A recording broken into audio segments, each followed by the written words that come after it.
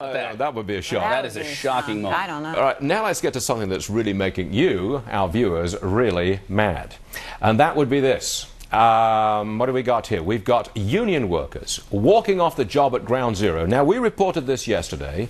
Got an enormous response to it. You are clearly mad about this. These union workers are now, they're back on the job, but they are threatening to strike because they haven't got a contract. This is work on World Trade One, Ground Zero.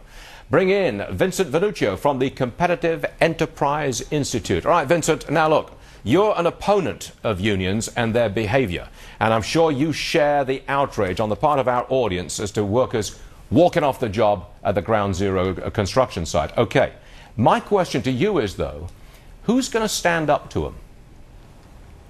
Well, Stuart, first, I'm against compulsory unionism. If workers want to band together to try to get the best wages that they deserve, I'm all for that.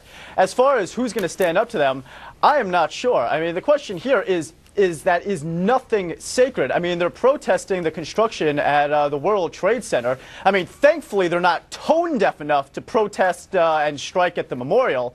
But the concrete workers, and now I think the carpenters workers are going to start jumping in and do this work stoppage. Not a strike, but hey, they're just not working.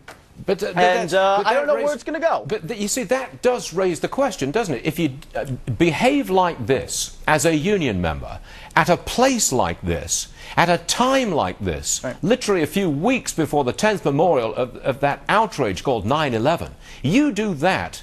Surely, doesn't that call for some politician to sort of stand up to him and say, yeah, don't do this. Stop doing this. So where is Mayor Bloomberg? Where is Governor Cuomo in all of this? Do you know? No, I don't know. I haven't heard anything from them. And I mean, you have to remember, these unions are very powerful.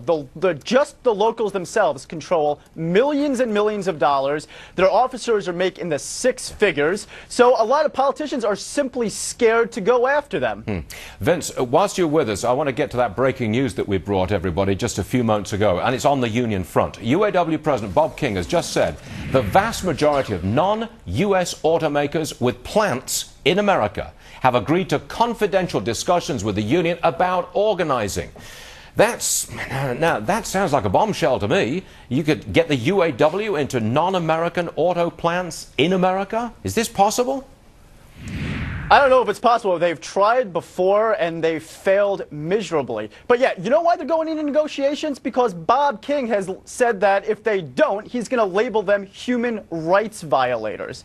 Remember, the UAW earlier this year published a list of principles where they said that unless the car companies take away the secret ballot from workers and do all these things to grease the wheels for unionization, even if the workers don't want it, they're going to come after, and they're going to do corporate campaigns, basically extortion against the foreign car companies. I mean, it is absolutely atrocious. So, no, it doesn't surprise me because these companies are probably really scared of what Bob King is going to start saying about them. Demonization all over again. It's like calling the Tea Party terrorists. Right. Hey, Vince, thank you very much for joining us. We appreciate you being with us. Thanks a lot. Stuart, thanks for having me. Quick update on the market. Going nowhere. Down 265 yesterday, up 3 points today. The real action is in